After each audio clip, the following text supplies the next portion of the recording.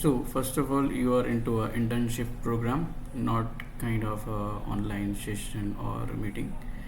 So freely you can discuss your views, you can put your doubt here, and you can ask a question here. Okay.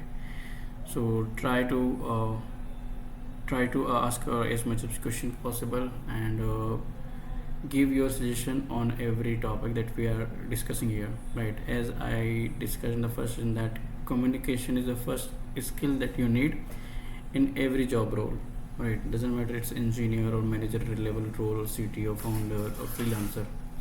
First of all, you should able to understand all kind of aspect, and you can clear all these things by asking the right questions. Okay. So participate as an intern, participate as an employee, right? Participate as a team member, not as a just a viewer as an online session. Okay. So you are completely 100% open to discuss anything. So as I told you that one of the most important part of every product, every embedded IoT based product, is indicator, right? Because indicator is the first need where you have to indicate the power, indicate the communication, you have to indicate the communication of the sensor, device health, and data coming from the from wireless communication protocol and other protocols, right? So having expertise over that is first important. So let's take you for our energy meter or for a smart switch or any industrial grade product.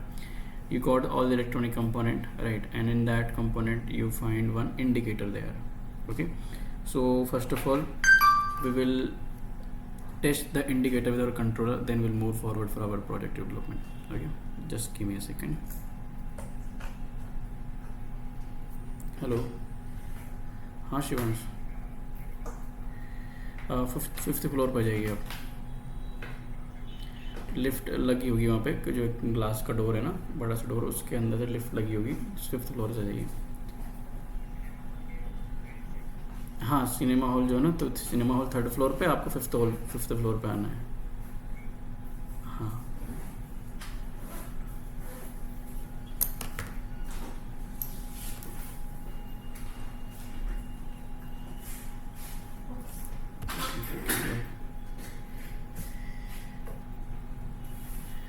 And कल के लिए मैं update कर दूंगा तुमको, ठीक है? कल के लिए मैं अपडेट कर दूंगा, वर्क फ्रॉम होम रहेगा तो, ठीक है? या sorry, there was one call. Yep. So first of all, can anyone tell me what is the indicator? Darshan or Harnoor, Kashifa, can anyone explain me what is the indicator and where you have seen the indicator? Because I know that you have deal with lots of embedded IoT product. We deal those kind of product in our daily life. What kind of indicator you have seen in your life as in any product?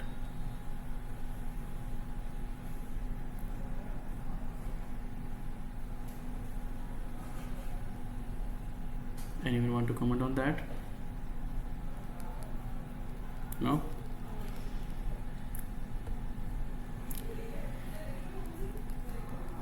Okay. So, in yes, hearing is first time.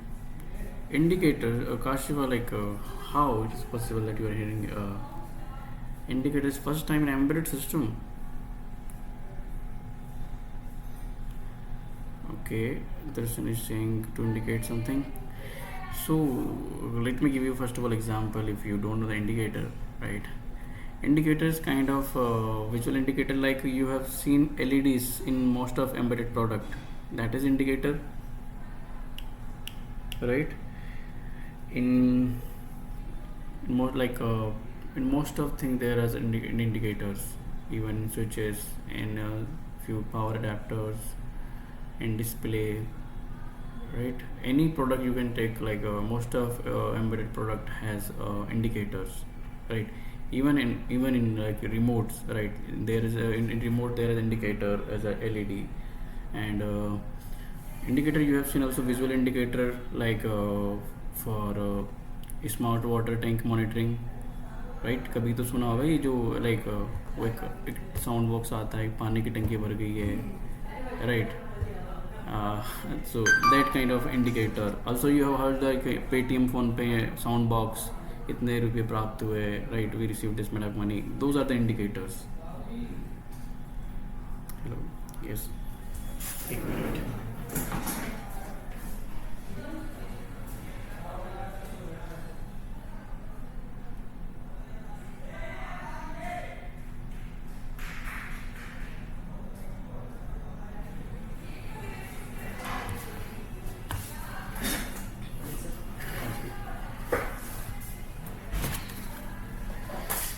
Yes, so indicators are like that, multiple type indicator. Mostly we deal with visual indicators, and visual indicator example like LED or display, right? Those are the indicator, and audio indicator, buzzer, speaker, or siren. Those are the visual indicators, right? So first of all, let's say we have as an indicator we have one LED or buzzer that we need to put in our any product, let's say conveyor, smart conveyor belt.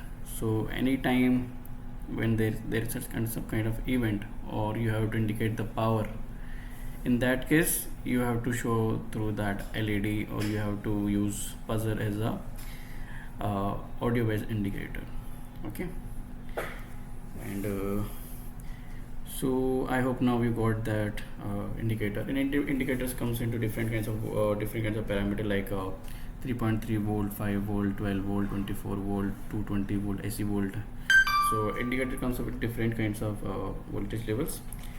Okay, and why indicator matter? We have gone through the multiple example that especially to show some kind of event triggered by the machine, triggered by the system, and anything like that. आप PC लाए हो क्या? तो आप PC लेके meeting join कर लीजिए, ठीक है? और देख जाइए. आपको लिंक मिली है क्या? नो लिंक नहीं है. ठीक है, मैं भेज देता हूँ. एक बार व्हाट्सएप पर हाई डालिए, मैं भेज दूँ. Yep. So firmware can be run flexibly, reading sensor, making decision, controlling, right? All this can be correct working, right? A silent working device look identical to a silent dead one, right? Because we don't know, might like when our product will run, right? Might be there is no issue, kind of a syntax error, but sometimes there is silent error, right? It could be a memory corruption, it could be a kind of a voltage issue, or some kind of interruption in the communication. In that case we have to highlight that event, right? And we will highlight that thing with through the different kinds of indicator. In the indicator there is a color combination also matter, right? Because there is a red color indicate different kinds of event, green color indicate different kinds of event, right? And you have seen the biggest example of indicator in traffic light. So this is exactly why traffic light exists instead of the sign that just say drive carefully. A single glance at red, amber, green, and tell a driver everything they need to know, right? Because right now what is it doing, that this kind of indicator, these are just replacing that manual work of indicating, right? And it is minimizing that error that can be done through the any human. So in the same manner, let's move toward our product development and test our first component. Let's say in component list you will have LEDs, and you will have a buzzer, right? So what we will do, along with our setup, we will test our setup, we will test our controller, we will test our environment, and we will test our component along with that. And we will start directly with the LED, and after the LED and buzzer indicator we will go for to test other component like sensor. Then we will test other component like actuators and multiple component to make a complete product, right? Along with this testing we'll go through the deep concept of embedded C and embedded system and the communication along with that, so that you will get idea of product development along with the industrial grade concepts. Fine.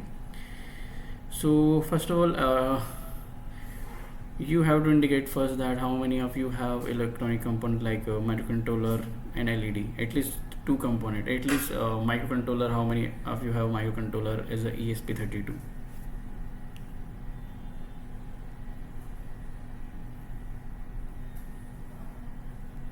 Please comment, or either you can unmute yourself, you can tell me.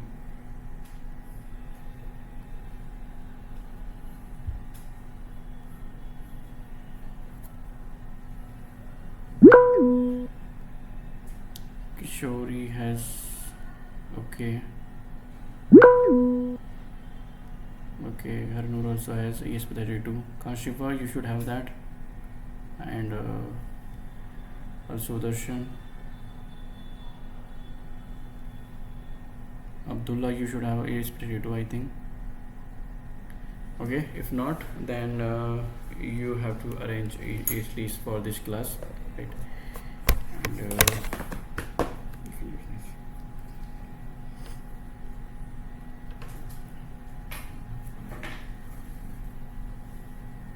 अपने WhatsApp किया मैं किस number पे किया आपने? ये तो मेरे पास चला हुआ बता रहा हूँ। अभी जिस पे कॉल किया था आपने? नहीं उस पर नहीं किया। अभी जिस पे कॉल किया था उस पर एक डाल दीजिए, नहीं तो चलो उस पर भेज देता हूँ आपको। वेट में सी भेज रहा हूँ।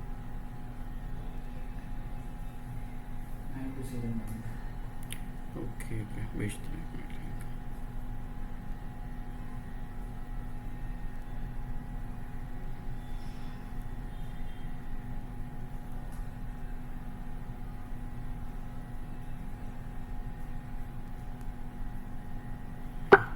भेजा आपको लिंक। ओके, दर्शन के पास नहीं है, ठीक है। So no worries, right now we are at least doing this for at least initial setup that we have done. How many of you have Platform IO? I hope I'm considering that everyone has VS Code, right? And how many of you have inside the VS Code you should have extension Platform IO? I think in last class we have installed the same thing, Platform IO. This one.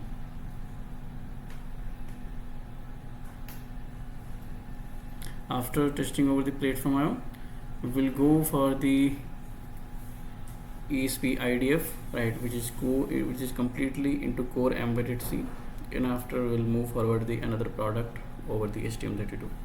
So it's a kind of testing, and we will go phase by phase, prototype, MVP, and then final product.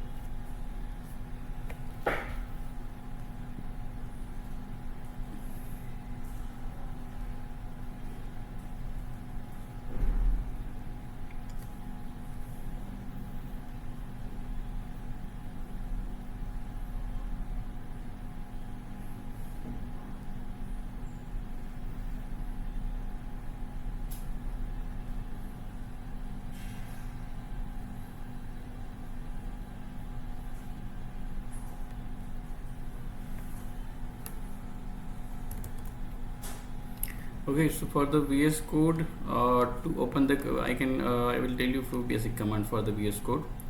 To open this command prompt, right, you have to enter Control-Shift-P, right. When you press Control-Shift-P, you will get the list of commands here, right, and when you search for the Platform IO, you will get multiple options. Like first option is Platform IO Home. Let it open and activate.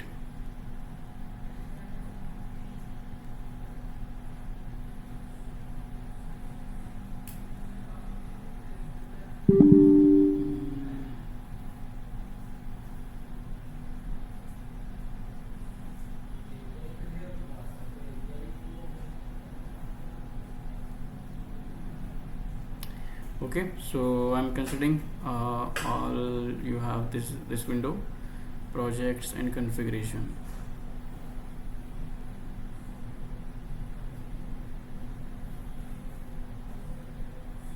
Okay, you have all this thing. And now how we will create project here? First of all, click over the create new project, give it a name. Let's say we are giving it a name indicator testing. we'll select one board. So we have for the testing ESP32 dev board. Okay, done, and finish it.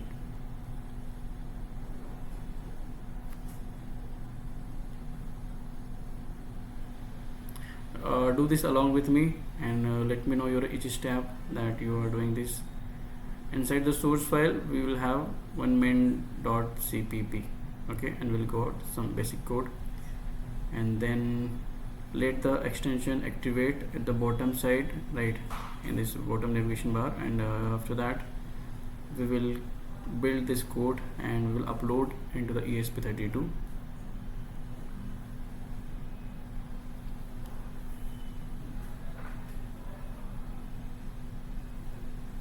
And I also told you yesterday that we will set up one AI agent. Do anyone has any view regarding the AI agent, how it will take your job, or it will take or not? I think ChatGPT सब use कर ही रहे होंगे, like and Claude हमने कल use किया था. We'll take help AI agent, right, and so that we can fix our bug and we can do basic tasks like documentation. We will not use in depth and for the to take the shortcuts, but we'll use AI agent for the basic things. Okay, so here to activate this AI agent which is by ChatGPT inside the VS Code, what you can do, you can download another extension, Codex. It's right now free, so you can use it. So when you click over the Codex, right, it will ask you to download, install, right. When you install this Codex, you have to log in with your current ChatGPT account inside the VS Code, and then you can you will get this window here, like this kind of side window, right, and you can if we can use it for the debugging purpose. Let's say for an example, I am using it write one simple blink LED code.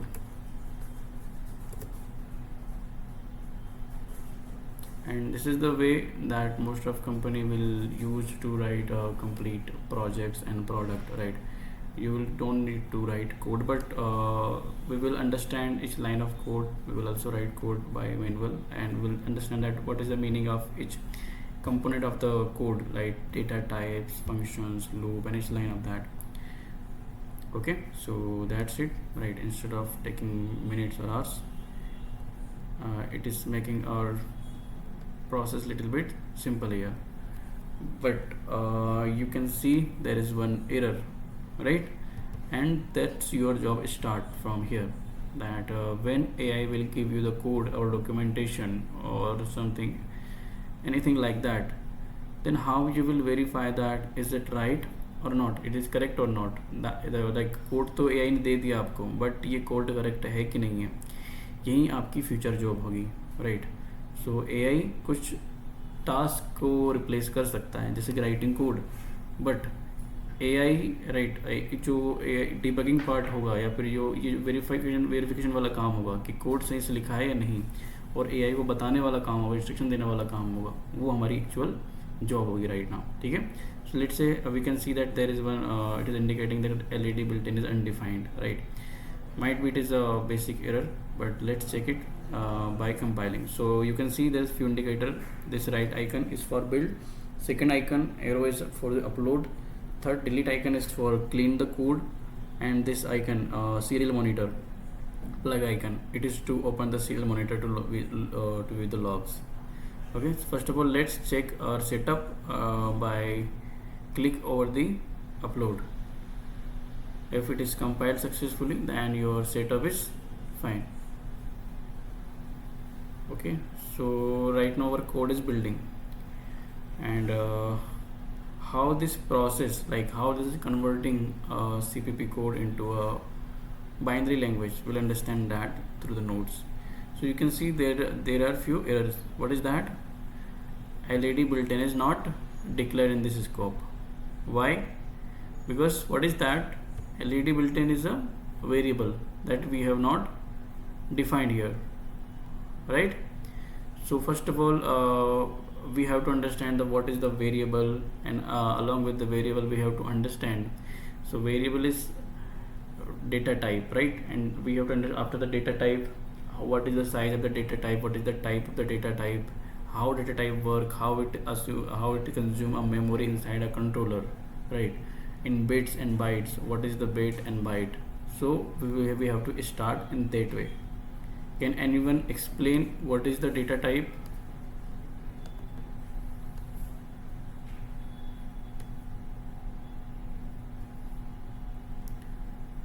I think सभी ने language तो पढ़ा होगा, coding language.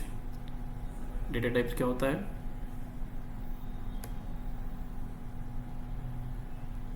जिसमें integers, character और floating decimals store होते हैं। जिसमें character, integer, floating data type store होते हैं। Data types. Anyone else?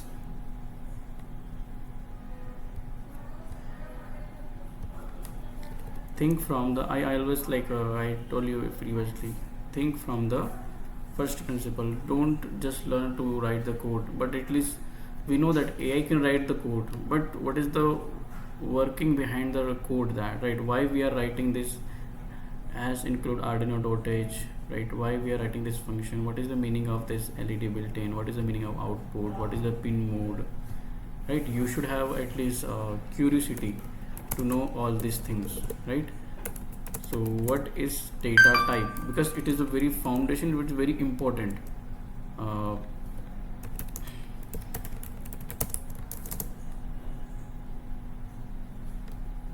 And you have to understand that data types.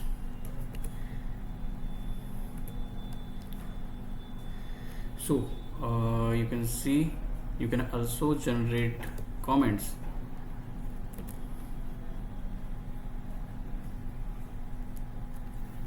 And let me make it a little bit visible for you.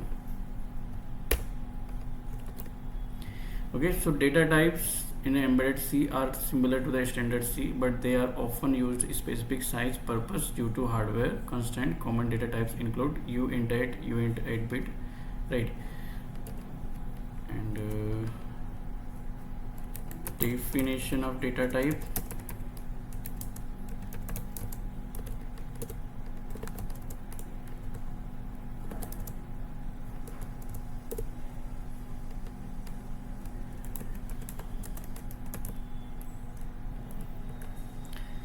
So very, it has very short definition, and it is defined by its name itself, right? Data type, that means it is defining the type of the data.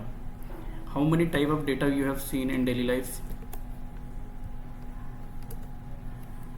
We seen text, correct? We have seen images, we have seen videos, we have seen numbers, we have seen floating numbers, right? This kind of data type we have seen when we deal with multiple times. But we understand this data type and we have learned all these things in our education. But how machine will understand the different types of data? Machine को कैसे पता होगा कि number है, कि character है, या फिर कुछ और है, इमेज है, वीडियो है, राइट? उसको डिफाइन करने के लिए, मशीन को समझाने के लिए एक स्ट्रक्चर होता है पूरा डेटा टाइप्स का, ठीक है? सो data type in embedded C are used to define the type of the data that a variable can hold, right? They help in optimizing memory usage and ensuring that program behave as expected different hardware platform, right? एक तो type of data हो गया, दूसरा क्या हो गया, storage की जो डेटा है, राइट? हमारे पास कई बार अलग अलग चीज़ें होती हैं, हम अलग अलग कैबिनेट के अंदर रखते हैं, right? In the same manner, जिस टाइप का डेटा होगा, जिस हिसाब से वो साइज कंज्यूम करेगा, हमको उस स्पेस में रखना पड़ेगा उसको, राइट? उतना मेमोरी का उसको अलाउ करना पड़ेगा, उसको इतना साइज देना पड़ेगा। सो डेटा टाइप ये सब मैनेज करता है। एक तो डेटा का टाइप, दूसरा उसका साइज कितना रखना है, ठीक है? Now data types are different types of data type, right? Like first of all int, char, right, float, double, etcetera, ठीक है? इंट का मतलब क्या होता है? Integer, integer that means numbers. Character का मतलब, राइट, जो हमारे टेक्स्ट फॉर्मेट में होते हैं, जो हम कैरेक्टर लिखते हैं उनका, वो कैरेक्टर टाइप का हो गया। फ्लोट में दैट मीन्स डेसिमल लाइक 1.2 3.5 इस टाइप से। डबल क्या होता है? डबल भी एक फ्लोटिंग नंबर और फ्लोटिंग डेटा टाइप होता है जिसके अंदर हम मेमोरी थोड़ा ज़्यादा रख सकते हैं, ठीक है। ये एक सेक्टर क्या होते हैं? डेटा टाइप्स होते हैं। अब इनका साइज भी बता सकता है मेरे को, इंट का साइज कितना होता है?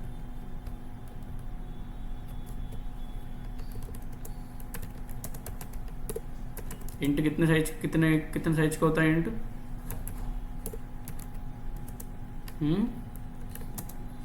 दिख रहा है अब तो बता दो। 4 बाइट्स, ठीक है। इंट कितने का होता है? 4 बाइट का मतलब क्या है इसमें? 4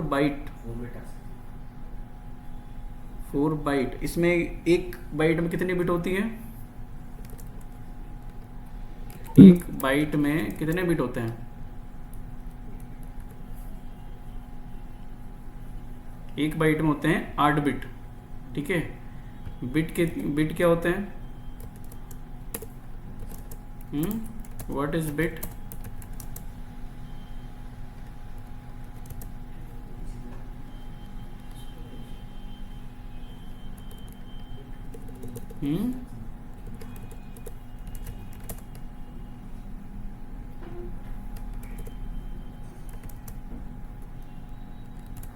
ज़ीरो एंड 1, ठीक है। 0 एंड 1 का मतलब क्या होता है? 0 का मतलब होता है आपका लो, 1 का मतलब होता है हाई, ठीक है। Sir binary, yes, binary numbers समझ को क्या बोलते हैं? बिट को और बाइनरी नंबर्स, ठीक है। सो बाइनरी नंबर से बात करें 0 एंड 1, 0 इंडिकेट करता है आपका मोस्ट ऑफ टाइम लो, हम हाई को इंडिकेट करते हैं 1 से, ठीक है। और लो और हाई का मतलब क्या है?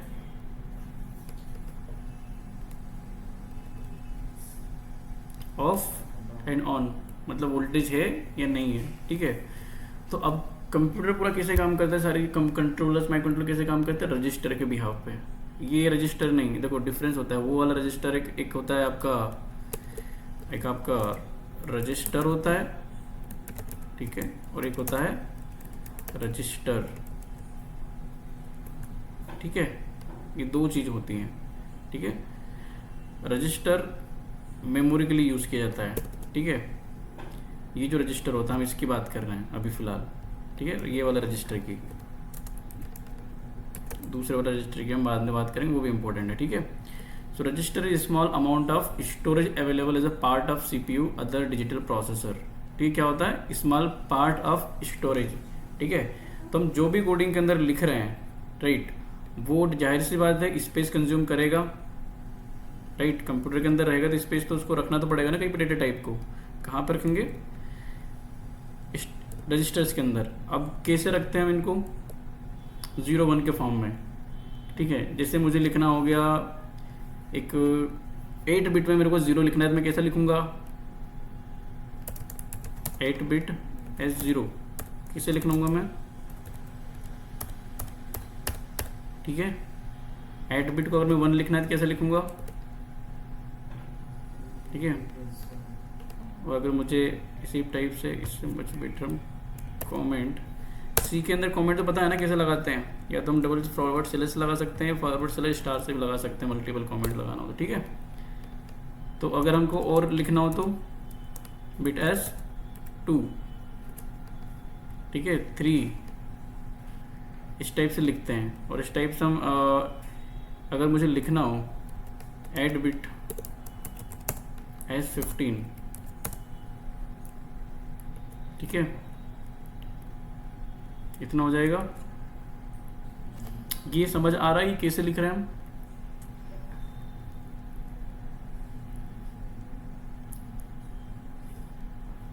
कितने लोगों को समझ आ रहा है और कितने लोग क्यूरियस हैं इस चीज़ को समझने के लिए? क्योंकि एक बार समझ लिया तो आपको पूरा कंप्यूटर मैट्रिक्स समझ जाएगा।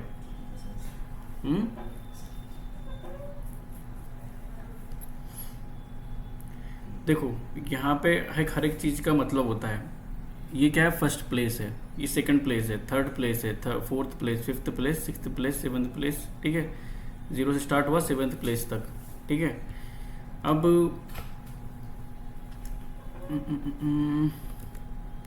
पहले प्लेस का मतलब होता है 2 to the power 0। ठीक है, 2 to the power 0 कितना होता है 1। 2 to the power 1 कितना होता है, और 2 to the power 2 4 8 16 64। पहले प्लेस का मतलब क्या होता है 1, सेकंड प्लेस का मतलब होता है 2, और थर्ड प्लेस का मतलब होता है 4, फोर्थ प्लेस का मतलब 8। ठीक है, तो अब हाँ मल्टीप्लाई नहीं 2 to the पावर है ना, 2 to the पावर 0 होगी हम उसको। ठीक है, तो अगर मेरे को यहाँ पे लिखना है पहले प्लेस पे, जैसे मैंने यहाँ पे लिखा 0 तो 0 यहाँ, ठीक है, अगर मुझे 1 लिखना था तो क्या हमको पहला प्लेस क्या होता है 1 होता है। ठीक है, तो मैंने पहले को क्या कर दिया हाई कर दिया। अब मुझे दूसरा लिखना था, क्या लिखना था 2 लिखना था, तो मैंने पहले को क्या कर दिया 2 का मतलब होता है दूसरा प्लेस है मतलब क्या होता है 2, तो मैंने पहले को क्या कर दिया 0 उसको पर इसको इंडिकेट कर दिया हाई। ठीक है, अब मुझे 3 लिखना है तो मैं कैसे लिखूंगा, दोनों को जोड़ दूंगा। ठीक है, मुझे पता है 1 का पहले प्लेस पे 1 होता है, दूसरे पे 2 होता है, मैं दोनों को इंटू करूंगा तो 3 हो जाएगा, मैं दोनों को यहाँ पे दोनों जगह पे हाई कर दूंगा। ठीक है, सेम मैंने लिखा 15, तो 15 कैसे लिखेंगे हम यहाँ पे 8 + 4 कितना हो गया 12 + 2 14 + 1 15 हो गया। इसी तरीके से जो भी नंबर लिखना होता है हमको हमेशा बाइनरी में लिखते हैं। ठीक है, अब डेटा टाइप की जो साइज हमने बात करी थी अभी कि डेटा टाइप यहाँ पे इंट का साइज कितना होता है 4 बाइट का। ठीक है, तो मतलब 4 बाइट का ये समझ लीजिए आप 2 to the power 4, sorry 2 to the power 4 नहीं, 1 बिट का मतलब होता है हमारा 2 to the power 16 to 2 to the power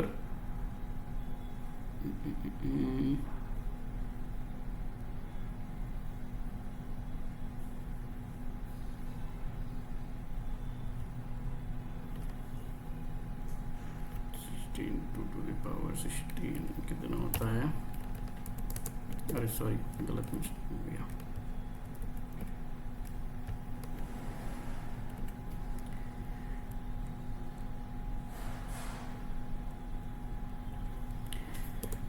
first of all 2 to the power 8 कितना होता है 256, मतलब 2 to the power कितना, ये कितना है 1 बाइट। ठीक है,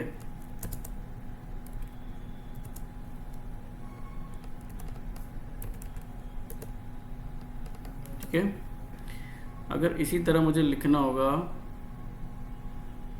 2 to the power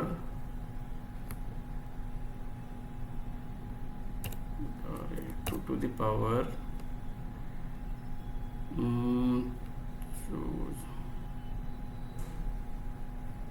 64।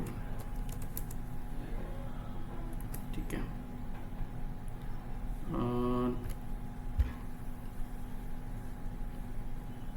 नहीं 2 to the power 64 नहीं आएगा, 32 ये होगा 4 बाइट का। ठीक है, 2 to the power 32।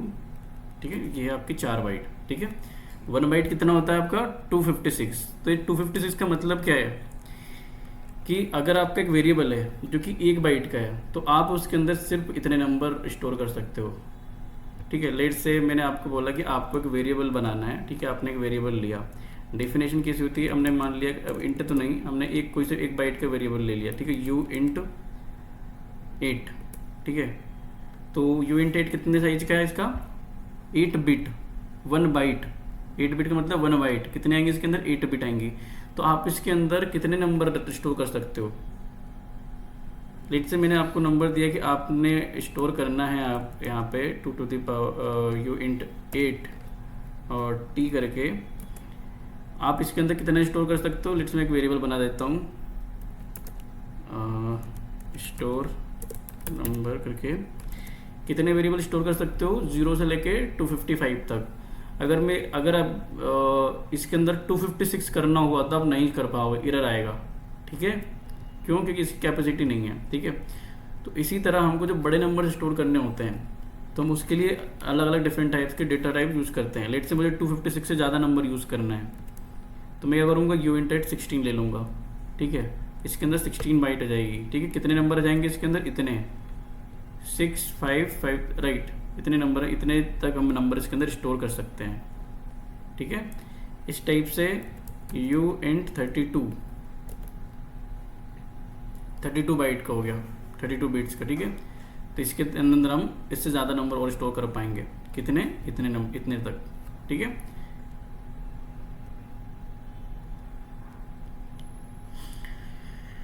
यहाँ तक समझ आ रहा है कि हम वेरिएबल क्यों यूज़ करते हैं, डेटा टाइप क्यों यूज़ करते हैं, डेटा टाइप के साइज़ का मतलब क्या होता है। ठीक है, अब जब हम कैरेक्टर भी स्टोर करते हैं तो कैरेक्टर का भी एक टाइप होता है। जैसे मुझे कैरेक्टर यूज़ करना है, कैरेक्टर कितने बाइट का होता है? 1 बाइट का। 8 बिट्स। ठीक है, अगर मुझे स्टोर करना हो कुछ कैरेक्टर नाम से, जैसे कि मुझे स्टोर करना है कैरेक्टर स्टोर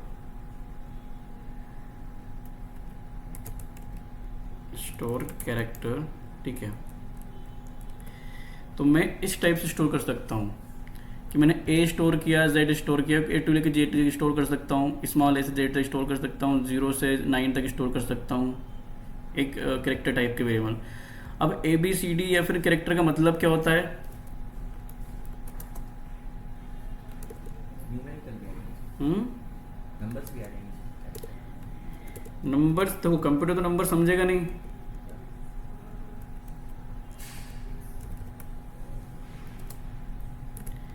कंप्यूटर क्या समझता है? सिंपल 0 और 1, और हम 0 में कन्वर्ट करते हैं। ठीक है, तो ए का जो आज की वैल्यू होता है वो क्या होता है? 65। और इस हर एक कैरेक्टर का क्या होता है? एक रिप्रेजेंटेटिव होता है इंटीजर के फॉर्म में। ठीक है, वो डायरेक्टली कैरेक्टर जैसा मेमोरी के अंदर स्टोर नहीं होता, हमें उसे नंबर के फॉर्म में कन्वर्ट करना पड़ता है। तो ए का वैल्यू कितना होता है? 65। 65 क्या है? एक डेसिमल नंबर है। ठीक है, 65 इज अ, ठीक है, और 65 का हेक्साडेसिमल कितना होता है? 41। ये कन्वर्ट करते हैं हम, और फिर हेक्साडेसिमल को कन्वर्ट करते हैं बाइनरी के अंदर।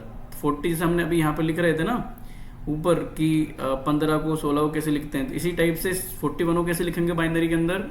इस टाइप से। ठीक है, 41 को हमने यहाँ पे लिखा,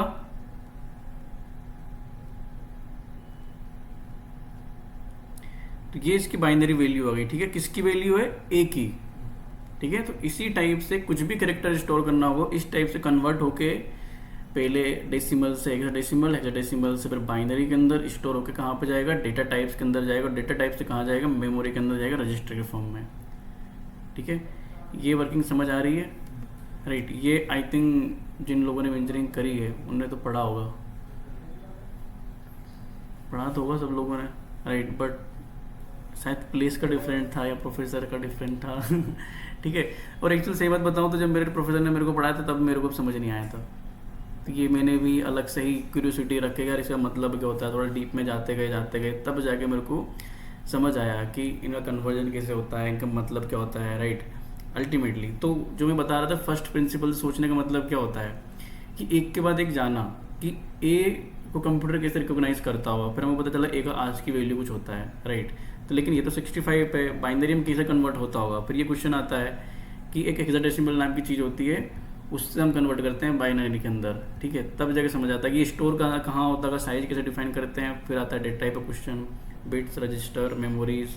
ठीक है, ये जो क्वेश्चन आते हैं ना मल्टीपल, मतलब डीप जाते जाना हर एक चीज़ के अंदर, वहाँ से अपन बोलते हैं फर्स्ट प्रिंसिपल, मतलब यहाँ से स्टार्ट होता है 0 और 1 से। ठीक है, तो अभी हमारे कोड के अंदर क्या है, एक डेटा टाइप मिसिंग है, LED बिल्ट इन। मतलब LED बिल्ट इन का मतलब ये था कि हमने एक, जब हम कंट्रोलर को चला रहे हैं, ठीक है, तो उसके अंदर एक पिन डिफाइन करनी थी कि कौन सी पिन को हम हाई या लो करेंगे। ठीक है, किस पिन को हम 0 और 1 देंगे, तो वो मिसिंग था यहाँ पे। तो हमने एक डेटा टाइप लिया था LED बिल्ट इन, लेकिन वो इसके अंदर इसने डिफाइन नहीं किया।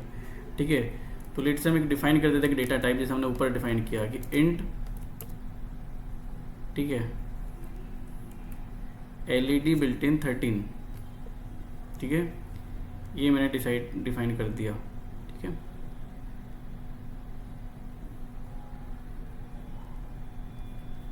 ऊपर से कुछ मिस हो गया था, हाँ ये मिस हो गया था, ठीक है। तो AI एजेंट करने का ये फ़ायदा है कई बार इसके अंदर कि अगर आप गलतियाँ भी कर रहे हो तो वो आपको इंडिकेट कर देगा कि क्या गलती कर रहे हो, ठीक है। तो अपन एक बार फिर से ट्राई करते हैं इसको और देखते हैं यही एरर आता है दूसरा आता है। अभी एरर कौन सा आ रहा है, LED builtin was not declare in the scope. First of all as an engineer सबसे इम्पोर्टेंट कि कोड लिखना बहुत कंफर्टेबल होता है हमारे लिए, लेकिन वो चीज़ हमको छोड़नी है अब। और सबसे ज़्यादा अनकम्फर्टेबल पता है क्या होता है, एरर को देखना, एरर को फेस करना। जैसे एरर हमारे सामने आता है तो हमको लगता है हमारा सिस्टम ख़राब, हमारा मतलब प्रोग्राम नहीं चल रहा, फ्रस्ट्रेट हो जाएंगे, हमारा दिमाग काम करना बंद कर देगा कंप्यूटर के पहले, ठीक है।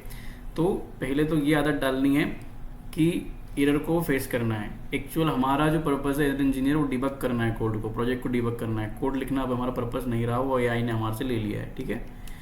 तो एरर हमेशा ध्यान से पढ़ना कि एरर कहाँ है। जब भी एरर आएगा मैं हमेशा आपको यही बताऊंगा कि पहले आप मुझे एरर पढ़ के बताओ, ठीक है। कई बार जब as a part of this workshop, after the workshop कई लोग एरर आते हैं व्हाट्सएप में मैसेज, सर ये हमारा प्रोजेक्ट नहीं चल रहा, वो नहीं चल रहा। मेरा सिंपल सा आंसर होता है कि just give me the screenshot of the error. पहले तो आपको एरर फाइंड करना भी तो आना चाहिए। कोड के अंदर इतने सारे लॉग्स होते हैं, उसके अंदर एरर क्या है, क्योंकि आधी प्रॉब्लम तो वहीं सॉल्व हो जाती है कि एरर पढ़ने से ही। पहले तो एरर फाइंड करना, दूसरा एरर को पढ़ के समझना कि एरर का मतलब क्या है, ठीक है। वहीं से आपकी इंजीनियरिंग स्टार्ट होती है और वहीं पे काफ़ी सारी प्रॉब्लम सॉल्व हो जाती है। तो इसके अंदर एरर आ रहा है, वो बोल रहा है LED built in was not declared in this scope. मतलब ये पहले इस स्कोप के अंदर डिक्लेयर था ही नहीं, कोड को पता ही नहीं था कि LED बिल्ट इन ये है क्या चीज़, ठीक है।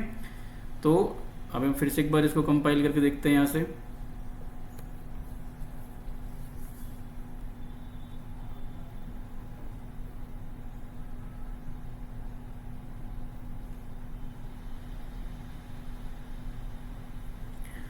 जो फाइल कंपाइल होती है कहाँ पे रखते हैं हम सारी फाइल, कोड कहाँ पे रखता है, बिल्ड फोल्डर के अंदर, ठीक है। आप जब ये कोर्स सी के अंदर काम करोगे, इस टीम के ऊपर काम करोगे, इस प्लेटो के ऊपर काम करोगे, तो वहाँ प्रॉपर बिल्ड फोल्डर बनता है जो कि टेम्परेरी होता है, हर बार बनता है। जितनी बार आप कोड कंपाइल करो उतनी बार बिल्ड फोल्डर के अंदर फाइल सारी बनती है। अब देखो ये क्या कर रहा है, लिंक कर रहा है उसमें। अभी आपने देखा था लिंकिंग, मतलब ऑब्जेक्ट फाइल से लिंक करना। अब ये क्या हो गया है, ये बिल्ड हो गया। ट्राई कर रहा है फ्लैश करने का, किससे कनेक्ट करने का, हार्डवेयर पर। मेरे उसमें ESP लगा नहीं है, ठीक है।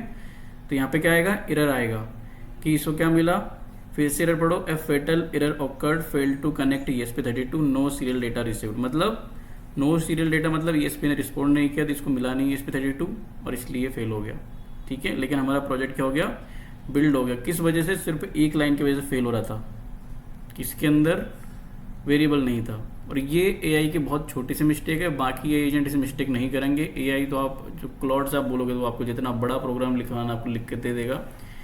तो ये बहुत छोटी प्रॉब्लम जो AI ने मिस्टेक करी है, लेकिन जब हम बड़े प्रोजेक्ट पे काम करेंगे तो AI ऐसी कई सारी गलतियाँ करेगा।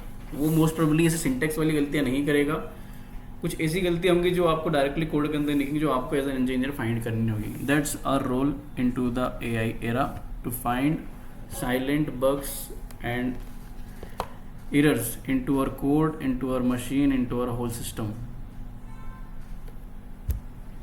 Got it?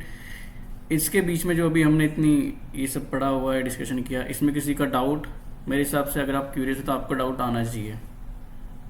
या तो आपको बहुत अच्छा समझ आ गया है या फिर आपको बिल्कुल ही समझ नहीं आया है। तो मैं ऐसा तो एक्सपेक्ट नहीं करता आपको बिल्कुल समझ नहीं आया, कुछ तो आया होगा, राइट। पर डाउट आने चाहिए, अपने माइंड को एकदम ओपन रखो कुछ भी डाउट आने के लिए इन सब चीज़ों में, राइट। और आप जैसे कि एक डाउट आपके मन में आ सकता है कि सर कन्वर्ट कैसे होता है डेसिमल से हेक्साडेसिमल के अंदर, 64 41 कैसे है, नंबर तो दोनों ही है, फिर दोनों में फ़र्क क्या है।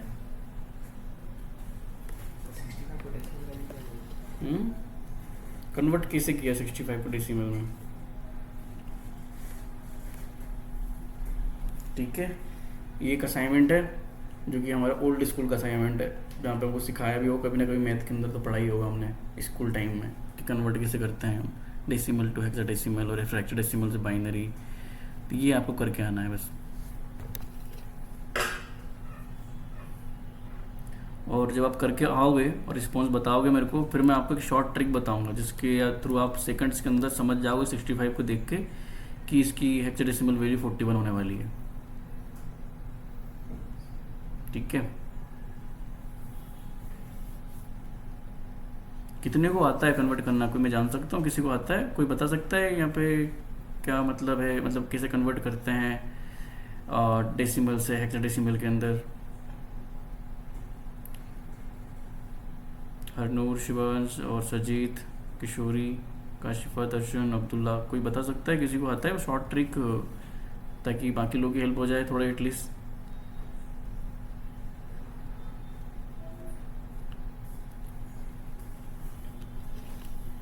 चलो मैं एक कन्वर्जन बता देता हूँ, बाकी आप फिर खुद से सीख के आना। ठीक है, शॉर्ट ट्रिक बता रहा हूँ। ठीक है, जैसे 65 है, 65 का 41 निकालना है तुमको डेसिमल।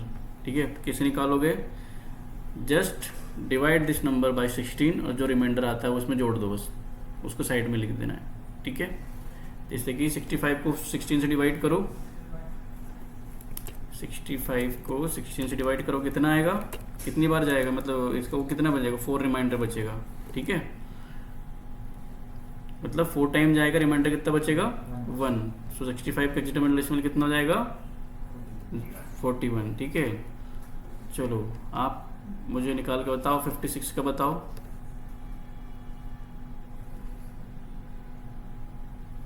फोर टाइम में कितने टाइम जाएगा, 3 टाइम जाएगा। हाँ, और उसके बाद कितना बचा, 8। तो 38 क्या हो गया, इसका हेक्साडेसिमल हो गया। ठीक है, इसी टाइप से आप किसी भी नंबर का ये निकाल सकते हो। अब आप मेरे को नेक्स्ट सेशन में बताओगे कि इसका ऑपोजिट कैसे होता है, हेक्साडेसिमल से डेसिमल में, और फिर हेक्साडेसिमल से बाइनरी, बाइनरी से हेक्साडेसिमल। सर ये 65 60 से ही मेरा है कि कोई भी नंबर का मैं 16 हेक्साडेसिमल लगा तो 16 से भाई। तो 16 ही क्यों? वही पूछ 16 ही क्यों? सर हेक्सा 16 हेक्सा का मतलब क्या होता है? हेक्सा, अरे इतना डीप कहाँ जाएंगे? हेक्सा का मतलब पढ़ा है, ऑक्टा और हेक्सा क्या, हेक्सा का मतलब कितना होता है उसमें? 16 ऑक्टा का 8 ऑक्टा का 1 और हेक्सा का 16।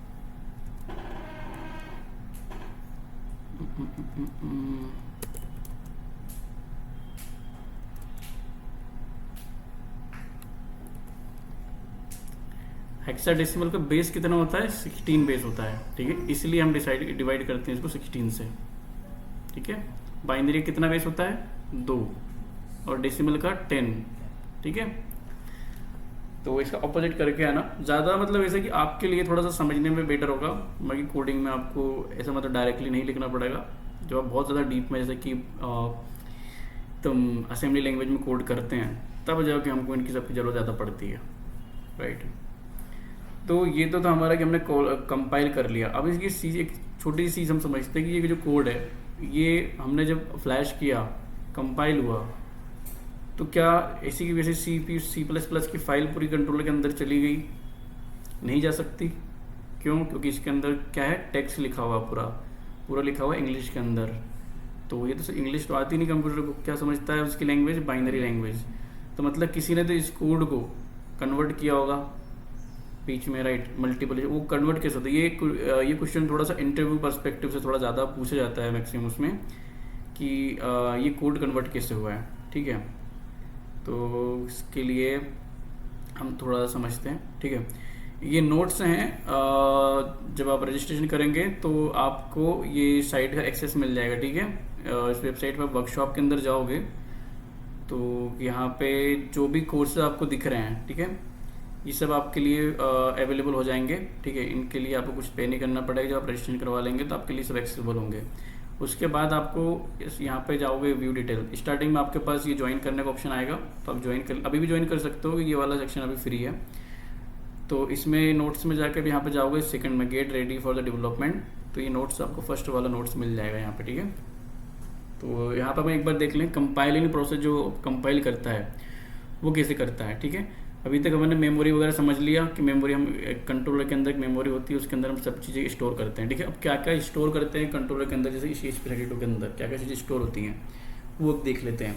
सबसे पहले डॉट टेक्स्ट, मतलब जो टेक्स्ट अपने सामने दिख रहा है कोड अपना, ठीक है, जो अपन ने कोड कंपाइल किया है, कंपाइल हो चुका है, वो कोड क्या है अपना टेक्स्ट फॉर्मेट में है। ठीक है, उसके बाद ये कोड किस में कन्वर्ट होता है, डॉट डेटा डॉट BSS के अंदर, मतलब जो अपने सॉरी मेमोरी आर्किटेक्चर में कंपाइलेशन बताने लग गया।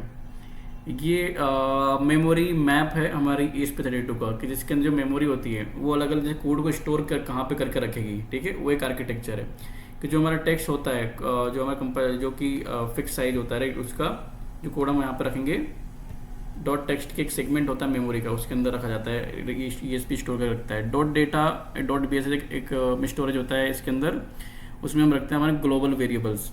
ठीक है, ये क्या करते हैं, ये सारे प्रोग्राम को एक्सेसिबल होते हैं। ठीक है, वहाँ पे तो कोई भी कभी भी इसको एक्सेस कर सकता है, क्योंकि एंटायर प्रोग्राम को इसको एक्सेस करना है तो ये क्या ऐसी जगह पर रखा रहता है जहाँ पे इनका जो एक्सेस है वो थोड़ा फास्ट हो सके।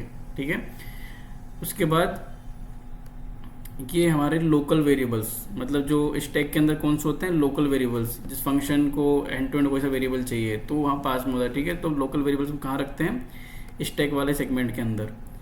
ये क्या करता है, ये स्टैक ये वाला मेमोरी क्या होता है, कंटिन्यूसली अपडेट होता रहता है, वेरिएबल क्रिएट हुआ फिर डिलीट हो गया। ठीक है, इसके अंदर जो रैंडम सॉरी जो टेम्परेरी वेरिएबल होता है हम वो रखते हैं, तो ये हमारी हीप मेमोरी होती है। ठीक है, ये इनको हम खुद मैनेज कर सकते हैं हीप मेमोरी को। ठीक है, यहाँ पे हम चाहे तो जो कुछ डेटा हमको रखना होता है, जैसे कुछ परमानेंटली हमको रखना है, वाईफाई क्रेडेंशियल रखना हो गया, ठीक है, तो हम इस टाइप का डेटा कंट्रोलर की मेमोरी के अंदर रखने के लिए हम इसको कभी भी रख सकते हैं। इसके लिए फंक्शंस होते हैं, कोडिंग के अंदर लाइब्रेरीज होती हैं जिनके थ्रू हम डेटा यहाँ पे परमानेंटली स्टोर कर सकते हैं। परमानेंटली मतलब ऐसा कि हमने अगर अपने इसको ऑफ भी कर दिया ESP को, और जब ये वापस से चालू होगा तो उसको ये डेटा ऑटोमेटिक मिल जाएगा। ठीक है, देन हम समझना चाह रहे थे कंपाइलेशन प्रोसेस।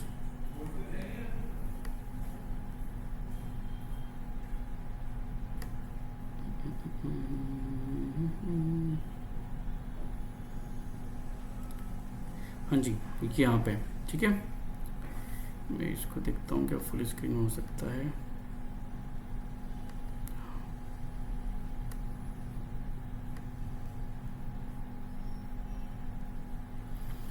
ठीक है, तो every embedded project from blinking LED to industrial control system runs through the same 5 step and over thousands of time during development, click each step on the ring।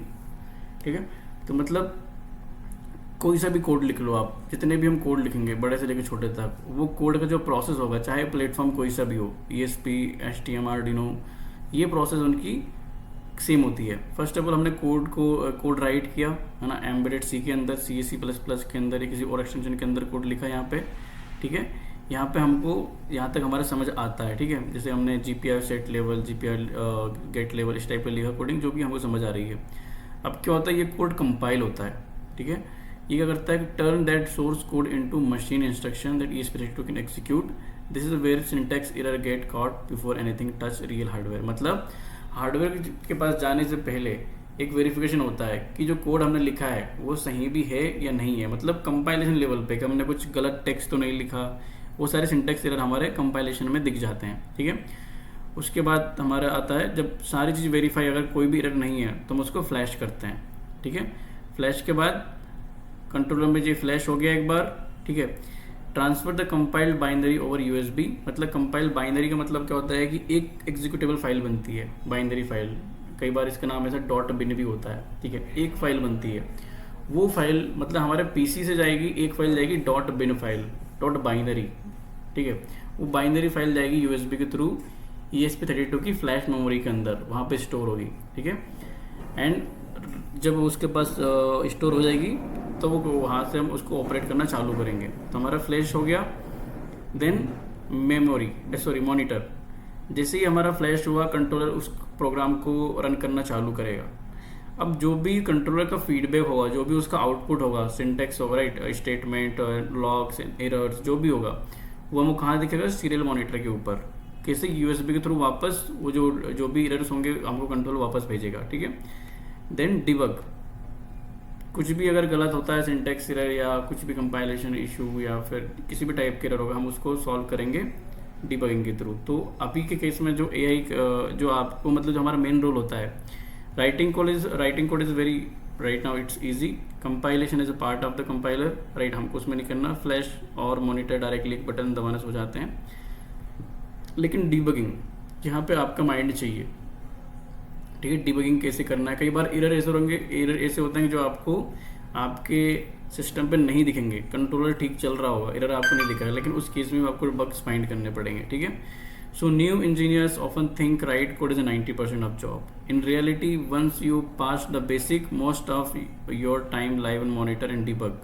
Maximum time हम यही spend करते हैं as a engineer कि देखना, debug करना, देखना, debug करना, देखना, डिबग करना, ठीक है। ये ज़्यादा डिफिकल्ट टास्क होता है कोड राइट करने से बेटर, ठीक है।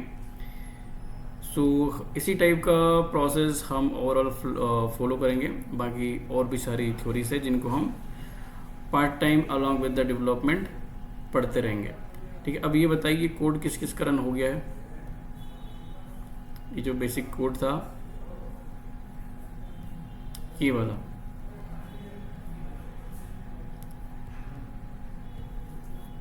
किसी का रन हुआ ये ऐसे इंडिकेटर, राइट। इसमें क्या हुआ? अब अगर प्रोडक्ट के फॉर्म में हम इसको सोचेंगे, ठीक है, अभी हमने क्या किया है, हमारा प्रोडक्ट अभी फ्लो देखिए कैसा है कि हमने डेटा टाइप डिफाइन कर दिया। अब सेटअप और लूप क्या होता है? ये इनबिल्ट फंक्शन है, ठीक है, आर्डिनो लाइब्रेरी के। सेटअप के अंदर हम वो चीज़ें लिखते हैं जो एक बार रन होती है। पिन मोड हुआ तो एक बार रन होगा, मतलब पिन हमने असाइन करी एक बार। लूप के अंदर हम वो चीज़ लिखते हैं जो मल्टीपल टाइम रन होती है, ठीक है, मतलब ये जो इसके अंदर लिखा है वो रन होता रहेगा। पहले डिजिटल राइट होगा, डिले आएगा, फिर डिजिटल राइट, फिर डिले, और फिर ये कंटिन्यूसली प्रोसेस चलती रहेगी। लेकिन यहाँ पे क्या हो रहा है? यहाँ पे देखिए क्या कर रहा है। डिजिटल राइट का मतलब क्या होता है कि इस पिन पे, कंट्रोलर की इस पिन पे एक वोल्टेज को राइट करना, कितना हाई, मतलब 5 वोल्ट या फिर जो भी उसका एक वोल्टेज होगा वहाँ पिन का, उतना वोल्टेज इस पर असाइन करना। तो उस पिन को हाई किया, फिर डिले इसने 500 सेकंड डिले लिया, फिर इसको लो किया, फिर डिले लिया, ठीक है। इस डिले के अंदर क्या होता है? सीपीयू, वहाँ पे कंट्रोलर का जो सीपीयू है वो इतने टाइम के लिए काम करना बंद कर देता है। उसके टाइम पे कोई कुछ भी नहीं हो रहा, सिंपल सा अटका पड़ा है, ठीक है। तो अगर ये चीज़ हम इंडस्ट्री के अंदर फॉलो करेंगे, क्या ये रिलायबल है? नहीं है। जब हम एक्चुअल इंडिकेटर बनाएंगे, ठीक है, जैसे कि हमने एक सायरन बनाया, ठीक है, तो सायरन की कोडिंग करना कोई बड़ी बात नहीं होती। इसी पिन पे सायरन एक रिले या किसी और के थ्रू बजर भी लगा दोगे, इसी पिन पे डायरेक्टली आप बजर लगा दोगे तो चल जाएगा, ठीक है। लेकिन उस बजर को किस तरीके से प्ले करना है, या फिर जो इंडिकेशन है एलईडी का किसी का भी, वो किस तरीके से करना है, वो आपके हाथ में है। यहाँ पे अगर आप सीपीयू को 1 सेकंड 2 सेकंड के लिए रोकेंगे तो तब तक जो डेटा लेना वाला काम होगा कहीं से, वो भी रुक जाएगा। मशीन के अंदर 10-20 काम और चल रहे होंगे उस टाइम पे, सीपीयू करना हो वो भी रुक जाएंगे इतने देर के लिए, ठीक है। तो हम इस टाइप के मेथड पर रिलाई नहीं कर सकते, ठीक है। ये एक बहुत बेसिक काम होता है, और generally most of student, most of candidate engineers यहीं पे स्टार्ट करते हैं कि डिले का यूज़ करके हम कुछ प्रोजेक्ट बना लें, ठीक है। लेकिन ये फ़र्क होता है कि प्रोजेक्ट में कैसे प्रोडक्ट के अंदर डिले नहीं यूज़ किया जाता, ठीक है, उस टाइम उतना। तो ये प्रोसेस जो हमारे कोड को रोक रही है, हम इस टाइप को यूज़ नहीं करेंगे। अब एक्चुअल इंडस्ट्रियल ग्रेड के इंडिकेटर बनाने के लिए, ठीक है, उसको चलाने के लिए हमें क्या करना पड़ेगा? इस कोड को एफिशिएंट करना पड़ेगा। कैसे? कि इंडिकेटर की जो प्रोसेस है, जो इंडिकेट कर रही है, एलईडी होगी, चाहे बजर होगी, कुछ भी होगी, वो तो साथ में चलती रहे, बट इसके अलावा जो अदर टास्क चल रहे हैं वो भी स्टक ना हो, वो भी साथ में चलते रहें, ठीक है। और उस चीज़ के लिए हमको समझना पड़ेगा पूरा टाइमर कैसे काम करता है, ठीक है। वो हम समझेंगे आराम से। पहले आप एक बार सिस्टम टेस्ट कर लीजिए कि आपका ये चल रहा है कि नहीं, और मुझे कंफर्म कीजिए कि आपके यहाँ पे इस टाइप का बिल्ड हो गया है। और फ्लैश भी हो जाना चाहिए, जिनके पास ये ESP32 है उनके उसमें ये फ्लैश हो जाना चाहिए।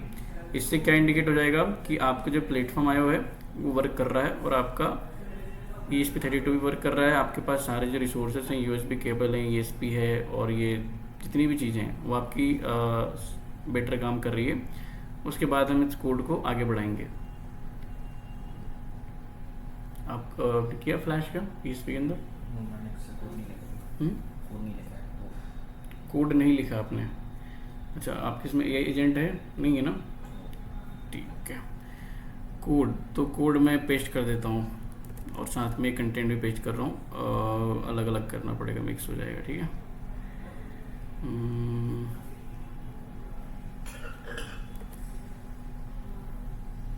कोड चाहो तो आप लिख भी सकते हो, कोई बड़ी बात नहीं है, बहुत छोटा सा कोड है, राइट, बट टाइम पे थोड़ा सा वो है। सो आई होप एक बार लिख के आप अलग से प्रैक्टिस करोगे इस चीज़ को, ताकि आपको प्रॉपर समझ आ जाए। ठीक है। हाँ, हेडर फाइल्स का बताना पड़ेगा। यस, कोई पूछ रहा था क्या? ओके, सो हेडर फाइल मतलब जो हमारा कोड होता है, मतलब जो कंपाइलर होता है, वो फाइल को स्कैन करना कहाँ से रीड करता है? इधर से। ठीक है। सबसे पहले तो ये देखेगा कि हेडर फाइल इंक्लूड का मतलब क्या होता है? अदर फाइल्स को इसके अंदर इंक्लूड करना, मतलब वो एक्सटर्नल फाइल जो इस कोड के लिए ज़रूरी है। जैसे कि एक फाइल के अंदर हम लिखेंगे तो सेटअप, उसको नहीं पता सेटअप क्या है, पिन मोड क्या है, लूप क्या है, डिजिटल राइट क्या है, इस फाइल को नहीं पता होगा। ठीक है, इनका मतलब, तो इनका मतलब किसको पता है? Arduino.h के अंदर इन सबका डेफिनेशन लिखा हुआ है कि सेटअप क्या होता है, लूप क्या होता है, डिजिटल राइट क्या होता है, डिले क्या होता है। ठीक है। इन सबका डेफिनेशन कहाँ पर है? इसके अंदर है, Arduino.h के अंदर। अगर आप इस पर राइट कंट्रोल क्लिक करोगे तो यहाँ पे दिख जाएगा आपको। जैसे फंक्शन होता है, फंक्शन अपन एक बेटर तरीके से समझेंगे फंक्शन क्या होता है। तो यहाँ पे आप देखोगे तो इस सबके फंक्शन यहाँ पे पहले Arduino के जितने भी फंक्शन हैं वो यहाँ पे डिफाइन होते हैं। ठीक है। उसके वेरिएबल्स, उसके फंक्शंस, सब कुछ इधर डिफाइंड है। ठीक है। क्योंकि C++ के अंदर है तो एक ऑब्जेक्ट बेस पे बनी हुई चीज़ है पूरी। ये दिख रहा है यहाँ पे सेटअप एंड लूप, बाकी रैंडम फंक्शन है, रैंडम सीड है। तो इस टाइप के मल्टीपल फंक्शंस की डेफिनेशन Arduino की पूरी लाइब्रेरी के अंदर स्टोर होती है। तो इसीलिए हमको पहले क्या करना पड़ता है? वो चीज़ें इंपोर्ट करनी, इंपोर्ट इधर से इंक्लूड करनी है जो इसके लिए रिक्वायर्ड है। ठीक है। तो हमने पहले Arduino.h को इंक्लूड किया, फिर एक वेरिएबल बनाया, सेटअप के अंदर पिन मोड से सेट किया कि आउटपुट और इनपुट किस मोड में डिफाइन करने पड़ते हैं। एक डिजिटल एक GPIO पिन को हम कितने मोड में यूज़ कर सकते हैं बताइए? डिजिटली हम कितने मोड में यूज़ कर सकते हैं उसको?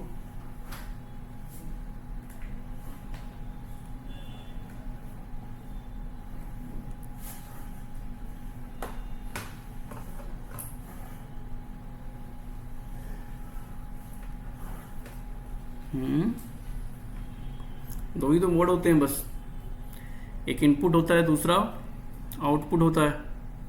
इसमें दो मोड में यूज़ कर सकते हैं, मतलब या तो उस पिन पे हाई वोल्टेज होगा या लो वोल्टेज होगा। ठीक है। अब इनपुट का मतलब क्या होता है? उस पिन को input use as a input use करने का मतलब क्या होता है? कि हम उस पिन पे वोल्टेज रीड कर रहे हैं, उस पिन पे वोल्टेज ले रहे हैं, वो होता है इनपुट। आउटपुट का मतलब क्या होता है? उस पिन पे वोल्टेज हम दे रहे हैं, उस पिन को हम कंट्रोल कर रहे हैं। ठीक है। तो इनपुट का यूज़ हम कब करते हैं? जब हमको रीड करना होता है उस पिन पे, मतलब जैसे कि सेंसर लगाना है, तो सेंसर को हम आउटपुट देंगे थोड़ी नहीं, सेंसर से क्या आउटपुट लेंगे। ठीक है। और आउटपुट देंगे किसको? कल भी डिस्कस किया था हमने एक्चुएटर मोटर वगैरह ये सब पर लास्ट सेशन में। आउटपुट डिवाइसेस कौन कौन से होते हैं? LED और बजर, मोटर्स, इन सबको हम क्या देते हैं? आउटपुट देते हैं। क्या बोलते हैं इनको? एक्चुएटर्स। ठीक है। क्या? कॉइल्स। हाँ, कॉइल्स को वोल्टेज देते हैं अपन। ठीक है। तो इन सबको हम क्या बोलते हैं? जिनको आउटपुट देते हैं उनको क्या बोलते हैं? एक्चुएटर्स। कोई बता सकता है समझदार इंजीनियर एक्चुएटर की डेफिनेशन क्या होती है? सर एक्चुएटर का? हाँ, एक्चुएटर यानी कि जो फिजिकल आउटपुट देता है।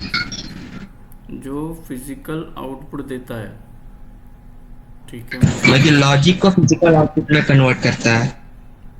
जो लॉजिक को फिजिकल आउट में कन्वर्ट करता है, correct.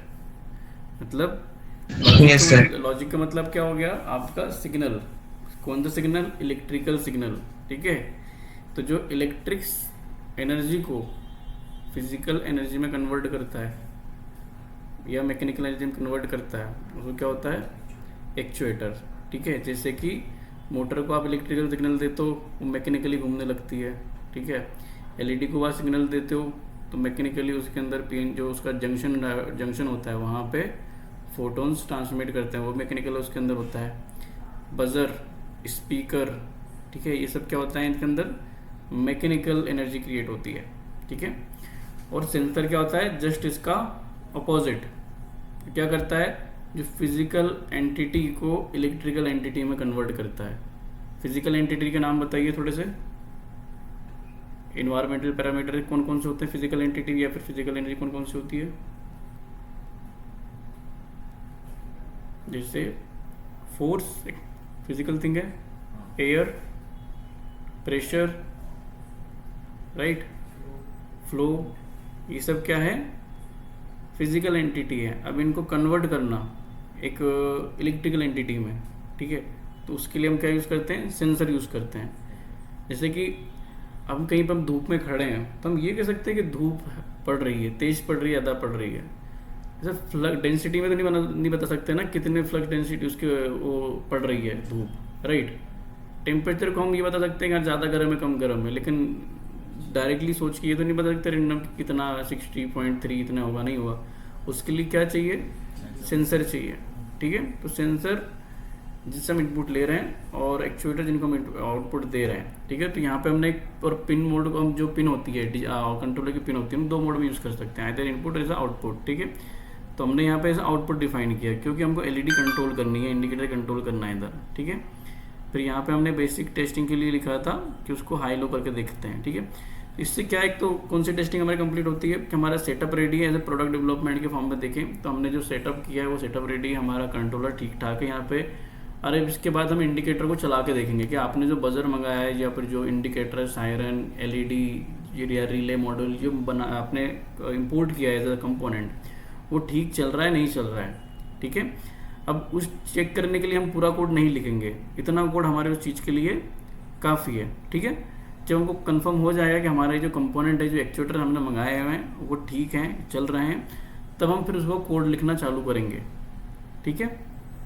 Same goes with sensors also, same goes with LCD, you right. बाकी कंपोनेंट तो हम 1 by 1 सारे कंपोनेंट चेक करेंगे। तो इससे आप कौन कौन से कंपोनेंट चेक हो सकते हैं? अभी आउटपुट में बेसिक में आपका बजर टेस्ट हो सकता है, एलईडी टेस्ट हो सकती है, और आपका रिले मॉडल टेस्ट हो सकता है, ठीक है। ये सारी चीज़ें से हम टेस्ट कर सकते हैं।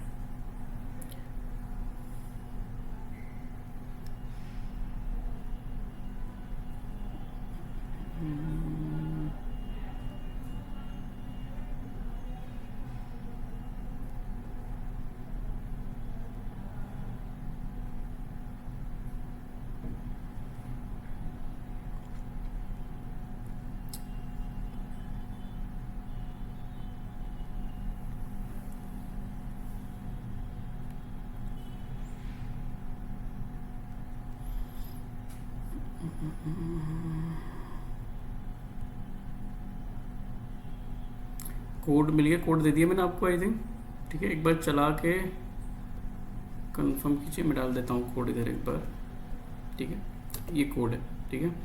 बाकी आपके नोट्स के लिए मैं वो जो टेक्स्ट है वो भी डाल देता हूँ।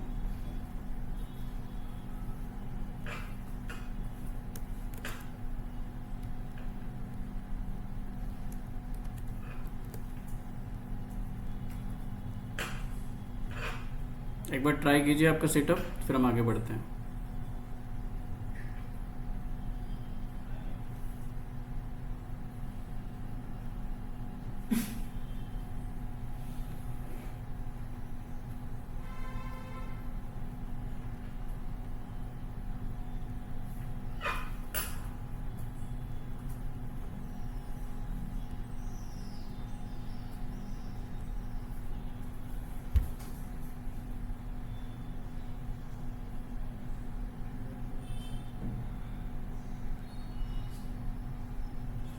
आई थिंक बाकी सबके पास सिस्टम रेडी है, दर्शन के पास नहीं है, काशिफा के पास नहीं है, राइट। आप ट्राई कीजिए जितना जल्दी हो सकता है ये अरेंज करने का।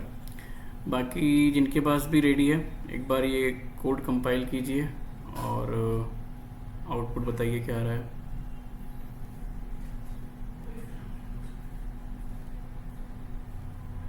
वो आपके में है, प्लेटफॉर्म इंस्टॉल है ना? क्या नहीं कर रहा? VS कोड है? हाँ VS कोड बताया, आपने बताया था, मैंने इंस्टॉल किया था। और प्लेटफॉर्म आया? प्लेटफॉर्म आया भी इंस्टॉल। बताइए इधर साइड में कीजिए।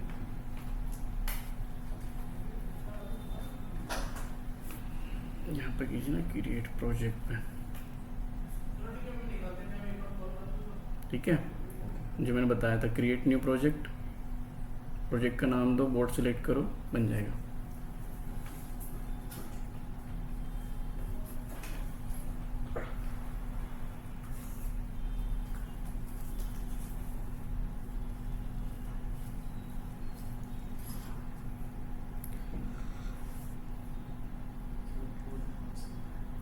कौन सा है ये? क्या? बोट का बोट। हाँ, ESP डेव मॉड्यूल आपको सिलेक्ट करना है। तब तक मैं आप लोगों को एक इंट्रोडक्शन देता हूँ उसके बाद ESP का भी।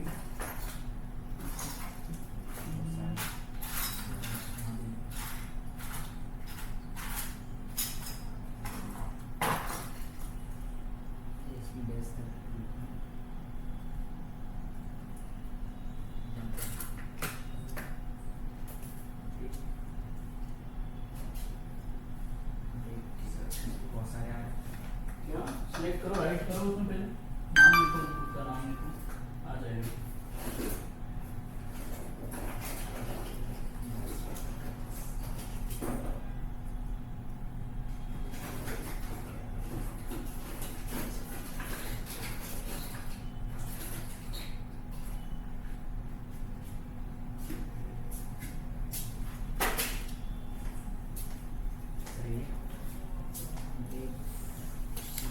ESP32 डेव मॉड्यूल नहीं नहीं नहीं किट, ये किट है। फिर से क्लिक करो, हाँ यहाँ पर लिखो, स्टार्ट करो लिखना ESP32 स्पेस डेव मॉड्यूल। नीचे वो आ रहा ऑप्शन, हाँ ये ऊपर वाला, हाँ नीचे आओ, आर्डिनो इधर नीचे एक बटन होगा, नीचे स्क्रॉल करो, फिनिश।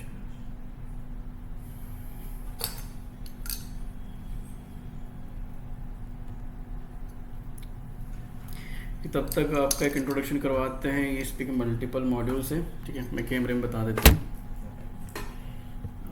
इसको कैसे बताएंगे पर ठीक है, उठा के बताना पड़ेगा।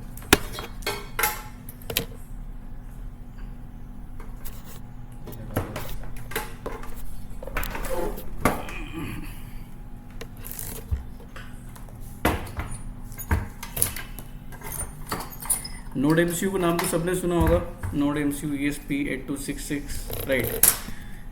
नोड MCU ESP32 का एक मतलब ESP स्पेसिफिक कंट्रोलर है जो वाईफाई सपोर्ट करता है, ब्लूटूथ सपोर्ट नहीं करता, जिसकी मेमोरी एंड प्रोसेसिंग पावर थोड़ी कम होती है, जिस पे आप FreeRTOS नहीं चला सकते, ठीक है। जिसके अंदर सिंगल कंट्रोलर, सिंगल वो होता है core, single core processor, single core होता है ESP8266। लेकिन ESP32 जो हम यूज़ करने वाले हैं वो डुअल कोर होता है, राइट। इसके अंदर FreeRTOS भी हम FreeRTOS भी चला सकते हैं। इसके अंदर ब्लूटूथ BLE भी होता है और थोड़ी एक्स्ट्रा फंक्शनलिटीज़ होती हैं। इसकी रैम और रोम अच्छी होती है, ठीक है। सो अगर आप कैमरे में देखेंगे 8266 तो अभी यहाँ पे नहीं है। ये जो हम जनरल पर्पज़ के लिए यूज़ करते हैं मोस्टली ESP8266, ठीक है, sorry ESP32, got it. And इसका एक और वर्जन आता है, ये देखिए ESP32S3, ठीक है, थोड़ा सा बड़ा वर्जन ESP का, एक नेक्स्ट लेवल का वर्जन होता है ESP32S3। इसकी जो प्रोसेसिंग होती है थोड़ी ज़्यादा होती है ESP32 के कंपैरिजन में, राइट। मोस्टली सिंपल होता है, बस पिन आउट और प्रोसेसिंग इसके अंदर आपको ज़्यादा मिल जाती है। इसकी स्पेशल बात एक और अगर आप देख रहे होंगे तो यहाँ पे 2 USB हैं, ठीक है। और ESP के अंदर आपने जनरल पर्पज़ में एक देखा होगा, ठीक है। इसके अंदर 2 इसलिए कि इसके अंदर बिल्ट इन USB सपोर्ट होता है। ESP32S3 के अंदर बिल्ट इन USB होता है। इसके अंदर USB के लिए अलग से IC लगी होती है, ठीक है। ये या तो FT3234 ड्राइवर लगा होता है या फिर CP2102 एक IC लगी होती है जो कन्वर्ट करती है UART को इस पे USB के अंदर, ठीक है। और इसके अंदर बिल्ट इन USB होता है। USB के अंदर मोस्टली 2 पिन होती है, B-, B+ और बाकी ग्राउंड और VCC। इसके अंदर बिल्ट इन USB होती है। अब 2 USB हम इसके अंदर यूज़ कर सकते हैं, एक डिबगिंग के लिए, दूसरा डेटा लेने के लिए, ठीक है। तो ये हमारा ESP32S3 होता है। दूसरा एक मॉड्यूल है जो कि मेरे पास इंडिविजुअल नहीं, बट मैं आपको डायरेक्टली इसे बता सकता हूँ। ये अगर आप एक मॉडल आप कैमरे में दिख रहा हो, छोटा सा मॉडल है, बहुत छोटा सा, ठीक है, जो कि हमने एक वेट मशीन के अंदर लगा रखा है, जो हमें क्लाइंट के लिए डेवलप करी हुई है, ठीक है।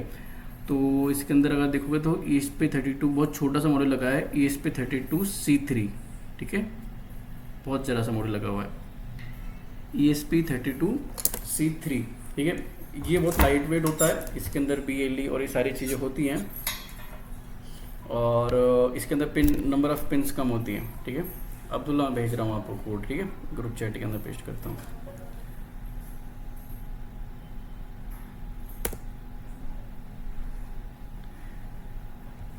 तो ये कुछ ESP के मल्टीपल वेरिएंट्स थे, ठीक है। हम जब भी प्रोजेक्ट बनाते हैं तो ये सबसे पहला पार्ट होता है डिसाइड करने का कि एक्चुअल में आप कौन सा कंट्रोलर यूज़ करने वाले हो, ठीक है।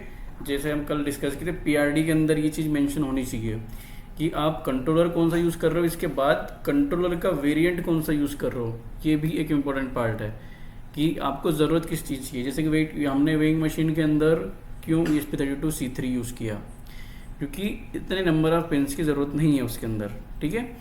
और क्यों हमने एक प्रोडक्ट था हमारा रोटी मेकर मशीन और टी मेकर मशीन, तो उसके अंदर हमने ESP32S3 यूज़ किया। उसका रीज़न होता है कि हमको नंबर ऑफ पिन ज़्यादा चाहिए, ठीक है।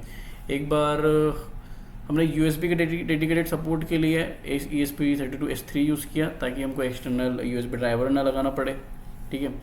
और कई सारे प्रोजेक्ट में सिंपल सा ESP32 है। तो ये डिपेंड करता है कि आप प्रोडक्ट कौन सा बना रहे हैं और वेरिएंट कौन सा यूज़ करेंगे, और ये आपको डिसाइड करना है। जो कल हमने PID डॉक्यूमेंट बनाया था, प्रोजेक्ट रिक्वायरमेंट डॉक्यूमेंट, ठीक है, उसके अंदर ये बताना। अब ये चीज़ आपको AI नहीं बताएगा।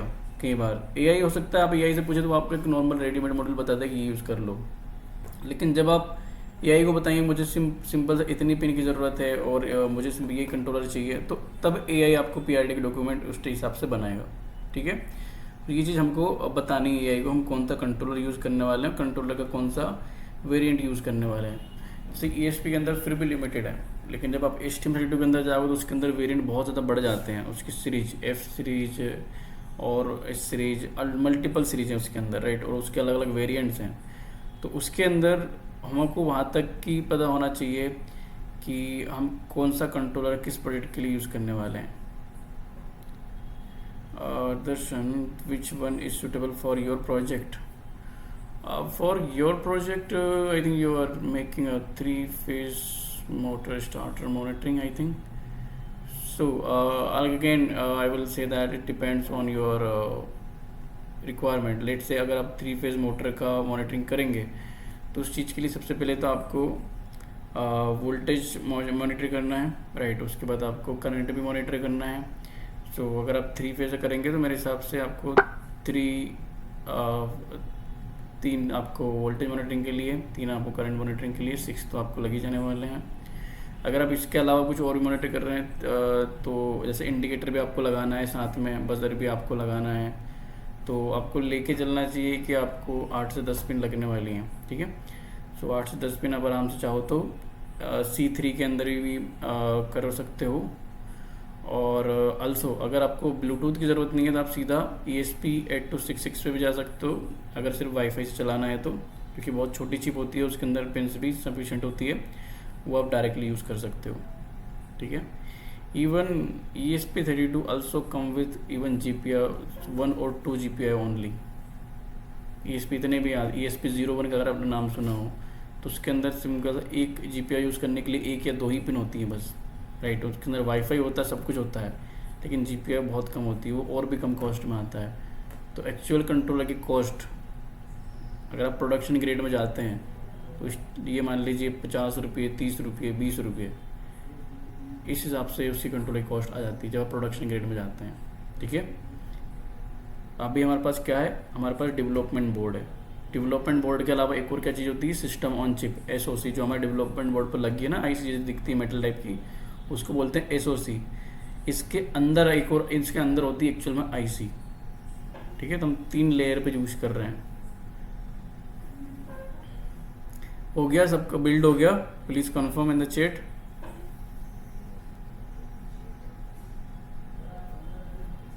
हुआ आपका बिल्ड? आपको फ्लैश कर दीजिए।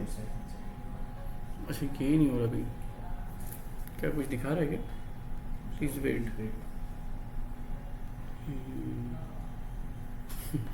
टाइम लगा शायद। वाईफाई कौन सा कनेक्ट कर रखा है? वाईफाई ऑफिस का लगा सकते हो, कोई दिक्कत नहीं है। अगर स्लो चल रहा हो तो वो लगा लो। कनेक्ट करके देखो।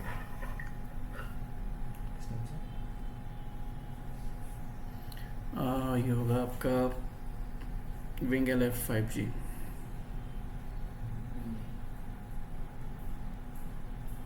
TOOR कैपिटल @123 @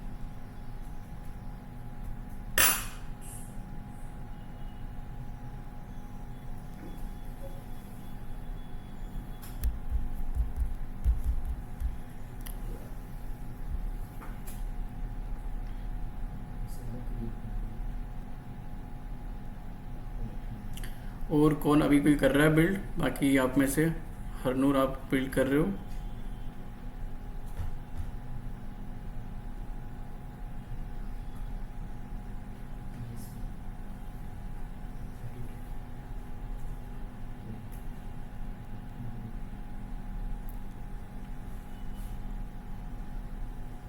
जिसे बिल्ड होता है एक बार कंफर्म कीजिए।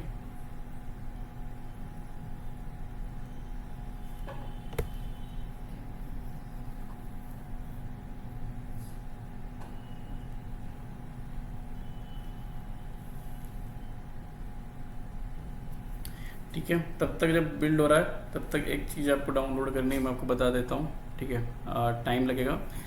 जब भी, या तो आप अपने मतलब आफ्टर दिस सेशन जब भी आपको नेटवर्क कनेक्टिविटी मिले तब आप कर लीजिएगा।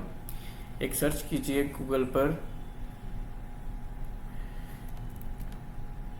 ESP-IDF install.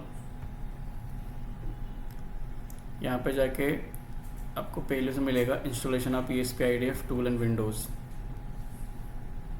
ठीक है, यहाँ पे अगर आप जाएंगे तो यहाँ पे आपको एक ऑप्शन मिलेगा डाउनलोड EIM ESP-IDF मैनेजर। ठीक है, ये लिंक मैं आपको पेस्ट कर देता हूँ, क्योंकि हम प्लेटफॉर्म आया ज़्यादा यूज़ नहीं करेंगे। It is just for the demonstration purpose as a prototype. Actual development हमारा ESP32 में एम्बेडेड C पर होगा। इधर पेस्ट करना है। ओके, ये डाउनलोड कर लीजिए तब तक आप लोग।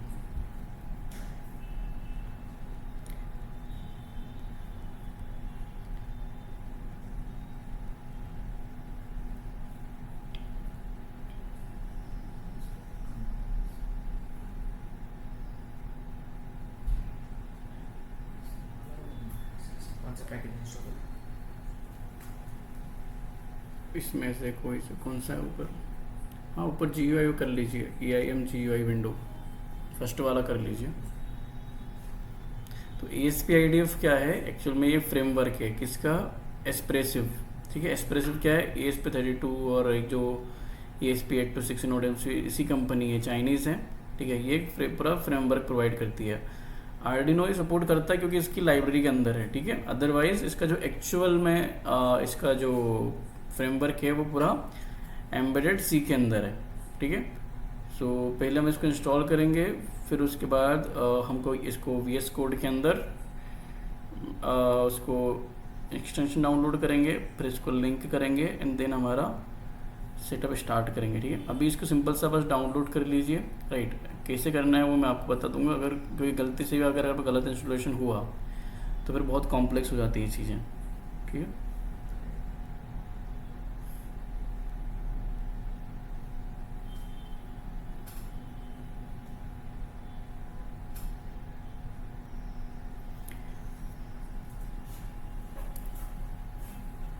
और ESP IDF का भी नया वर्जन आया है जिसका नाम है ESP वर्जन 6.0.1। पहले इसके 5 वाली सीरीज चल रही थी, अभी एकदम नया वर्जन आया है, ठीक है।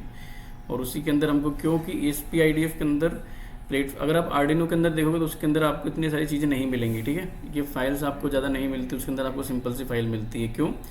क्योंकि जितनी भी ये फाइल्स होती हैं ये सारी हिडन्स होती है आर्डिनो के अंदर, ठीक है। आपको VS कोड नहीं मिलता, इनकोड नहीं मिलता, लाइब्रेरी फाइल नहीं मिलती, सोर्स फाइल ये सब नहीं मिलता, गिट इग्नोर, राइट। ये सब चीज़ें हिडन होती है उसके अंदर। तो आप समझ नहीं पाते कि एक्चुअल में कोड वर्क कैसे करता है, कहाँ पे जाता है, फाइल्स कैसे काम करती हैं, राइट। जब आप ESP IDF के साथ काम करेंगे तो आपके लिए फाइल्स और ज़्यादा बढ़ जाएंगी, ठीक है। और जब HTML के ऊपर काम करेंगे तब और ज़्यादा आपको एक्सप्लोर करने का चांस मिलेगा, क्योंकि HTML32 आपको पूरा एकदम ओपननेस देता है उस चीज़ के लिए कि आप पूरा उसको एक्सप्लोर कर पाएँ।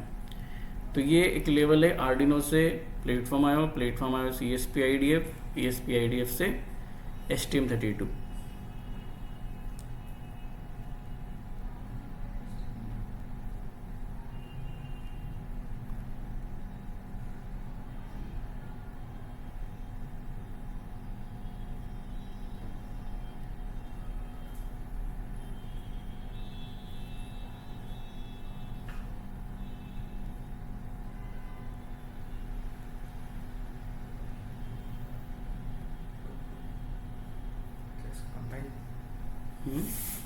नीचे एक्सटेंशन ओपन होंगे आपके नीचे साइड, इस साइड बताइए।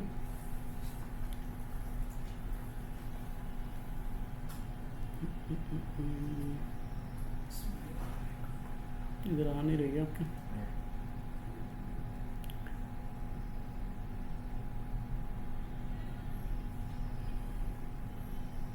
किस प्लेटफॉर्म है, दिख क्यों नहीं रहा इधर? डाउनलोड हुआ है? अच्छा एक मिनट, इसको ना VS कोड को फिर से क्लोज करके ओपन कीजिए, उसमें दिख जाएगा आपको।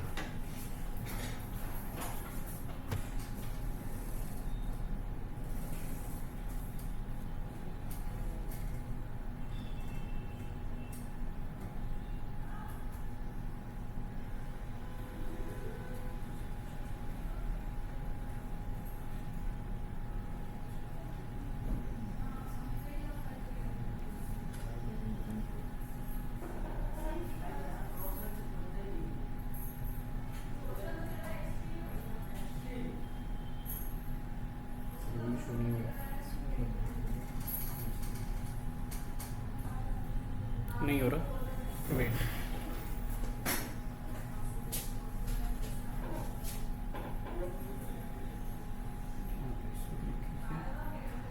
यहाँ पर आएगा आप ऑप्शन,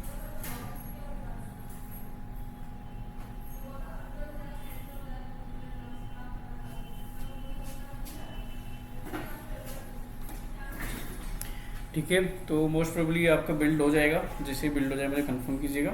उसके बाद अभी हमने देखे कि इंडिकेटर, ठीक है, इंडिकेटर एक बार हम पढ़ लेते हैं इंडस्ट्रियल कॉन्टेक्स्ट के अंदर।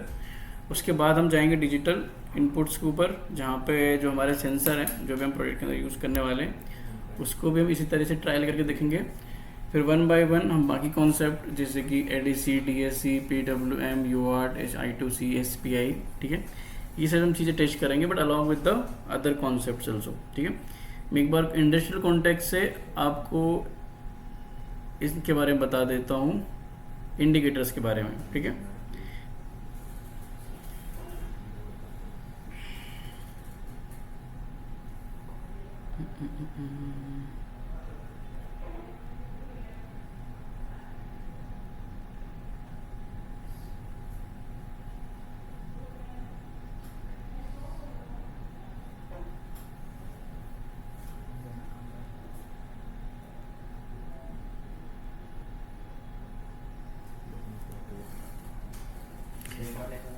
क्या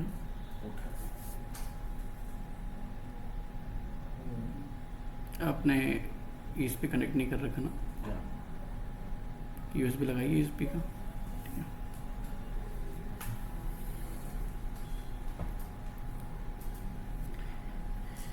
ठीक है। तो अभी हमने GPIO कंट्रोल किए, ठीक है। इससे क्या होगा, ये जो आप कोड चलाओगे तो एक GPIO मतलब आपका कोड चल जाएगा, लेकिन इसके पहले आपको एक कनेक्शन उसके बाद कोड के बाद आपको कनेक्शन क्रिएट करना पड़ेगा।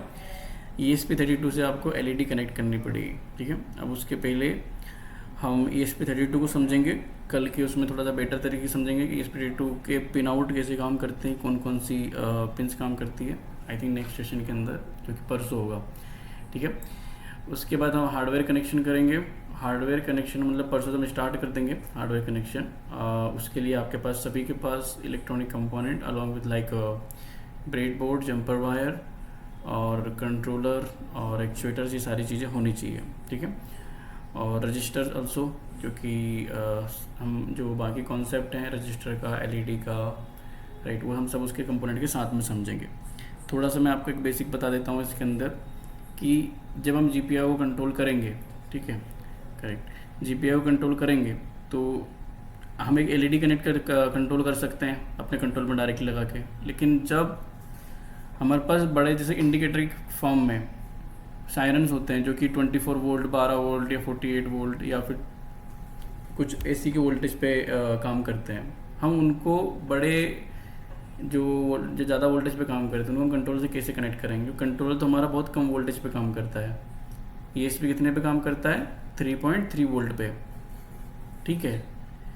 तो अगर हमको 12 वोल्ट का या फिर कोई बड़ा सायरन चलाना है तो हम कैसे चलाएंगे, GPIO से। ट्रिगर तो हमको GPIO से करना पड़ेगा, लेकिन उसको कंट्रोल कैसे करेंगे, तो हम उसी केस में यूज़ करते हैं रिले का कई बार, ठीक है। रिले क्या करती है, आपके एक सिग्नल को मैकेनिकल स्विच की तरह काम करती है। वो ट्रिगर होती है आपके स्मॉल सिग्नल से, 3.3 से ट्रिगर हो गई, 5 वोल्ट से ट्रिगर हुई।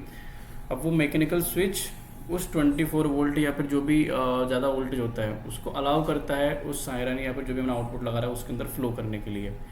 तो रिले के थ्रू आप अपनी motor, right, heavy Motors, heavy bulb या फिर सायरन, जो भी हायर अप्लायंसेस की चीज़ें हैं वो अपन चला सकते हैं यहाँ से, ठीक है।